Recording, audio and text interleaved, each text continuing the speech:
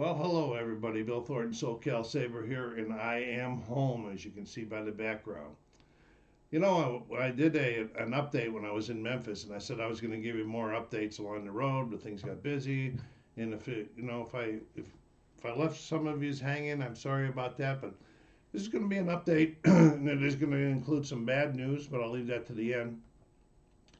Overall, I'm going to classify the trip as very good. My grandson was a great traveling partner. Navigation, we're using his phones and taking his share of the driving and everything.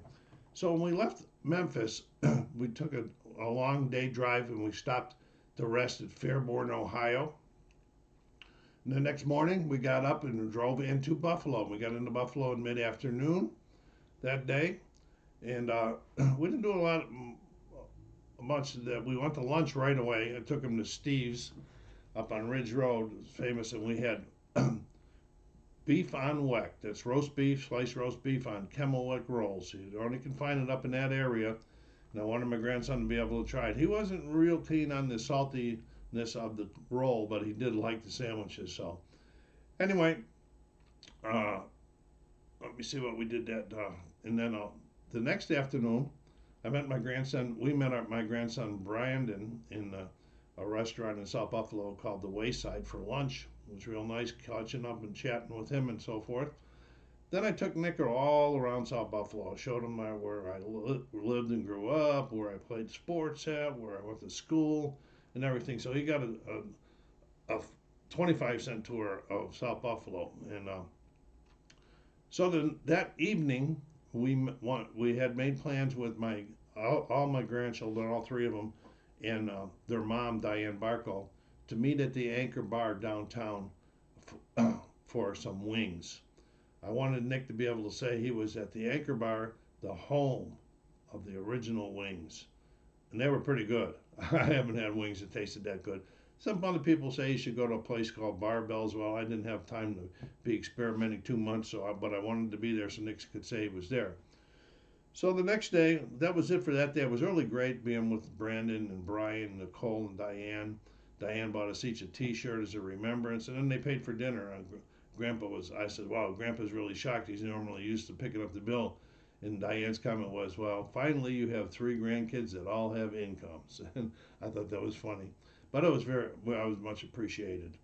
So the next morning, Nick and I got up, and we went to Niagara Falls, Canada, in Ontario.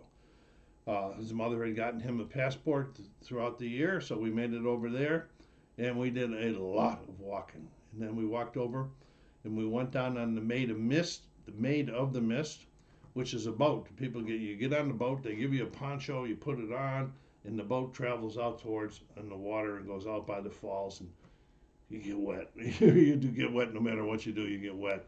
But I'd been on it before, but Nick had never been on it, but he seemed to enjoy it. And after that, it was just more walking, checking out the sights and everything. And we had a really, really nice day. The old man got tired walking. Part of it is that there's a street that goes up from where we were at by the Maid of the Mist, and has a lot of different things like museums and shops and gift shops and that on. Well, I'd have to take a rest like I don't know how long, because it was uphill. By the time we got there, I'd already been like at about 8,000 steps for the day. And so the old man was running out of gas. So we came home, and then we went and we met another young lady that's called me Grandpa Bill for many, many years. Her name is Amanda Ish. We met her and her boyfriend at Minio's restaurant in South Buffalo for pizza. And it was really good. Nick and I both really enjoyed the pizza and everything. And they weren't a fan of our pizza because they came in after we ordered and we had black olives on it, so they ordered something else for themselves than that. Anyway, it was great seeing Amanda again. I haven't seen her since they went to Vegas for their 21st birthdays, and oh, that was a long time ago.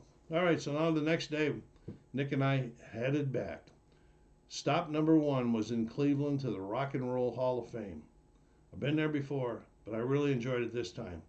It was a little bit more crowded than I cared, but I wore a mask. And anywhere where there was crowds of people, I did wear a mask on this trip to protect myself. Get to see all of the great stuff in rock and roll. My grandson is a up and coming musician. he really appreciated that because he'd already seen Memphis and saw the history of rock and roll and everything. Now he's seeing the history of soul and blues and rock and roll and everything all combined and everything. They actually had a section where he could play guitars, and he did play some guitars. I took a still picture of it and posted it on my Facebook. But so that was really great. So after we left there, we continued driving down to Fairborn, Ohio again. This time we started at Fairborn again for the second time, but in a different motel. And the next morning we got up and we went to the U.S. Air Force National Museum. That thing is huge. There are so many things to see and read in there. It took us 3.5 hours just to walk through it. You know, we did stop and read some things on the way, but if you had stopped and read everything, it would take you like 3 days. It was just fabulous. It was at Wright-Patterson Air Force Base, which was my very first assignment out of tech school.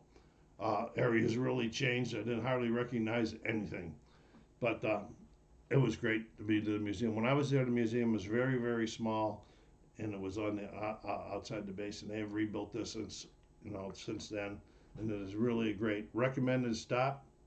Cost is great. Don't cost you nothing to get in. All right, so then we went. We left there. We rerouted ourselves. We took one thing off the. Sorry for that little throat clogging up there, gang. We took one thing off the agenda. We were going to go from Fairborn down to Nashville and go to the Gibson Guitar Museum. But my grandson says, let's not do that and navigate around Cincinnati. Coming through Cincinnati was just horrible, coming north. So we rerouted. We went through Indianapolis, St. Louis, Oak City, Amarillo, with stops. We had to stop. We couldn't drive all in one day. And our next big stop was Roswell, New Mexico. And that Roswell, excuse me, I'm really having a bad time today. At Roswell, we of course went to the UFO Museum. I've been there before, but I got even to take more in this time, and that was really, really nice. My grandson really liked it, and bought myself a little I Believe hat. I don't have it on right now, but it's got a little alien picture on the front, and I believe. But I really like the hat. And I told my grandson before we left I was going to have to buy another hat on the trip. And I did. And then we went to a place called Bricktown.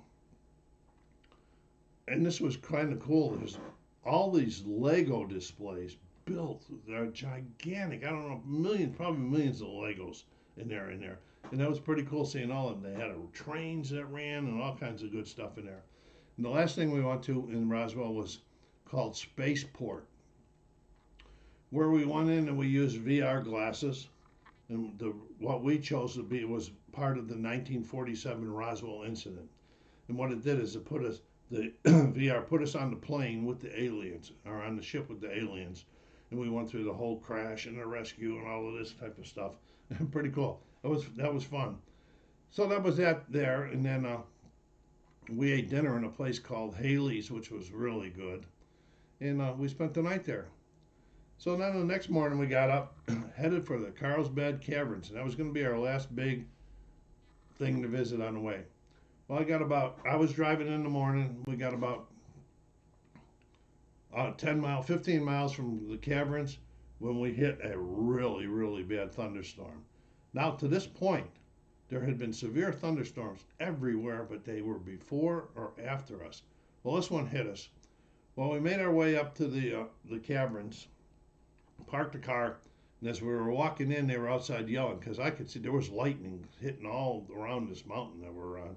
They were yelling, everybody get inside the building, get inside. So we got inside the building only to see the lobby just jam-packed with people. They had shut down entrance into the caverns because of the storms and that.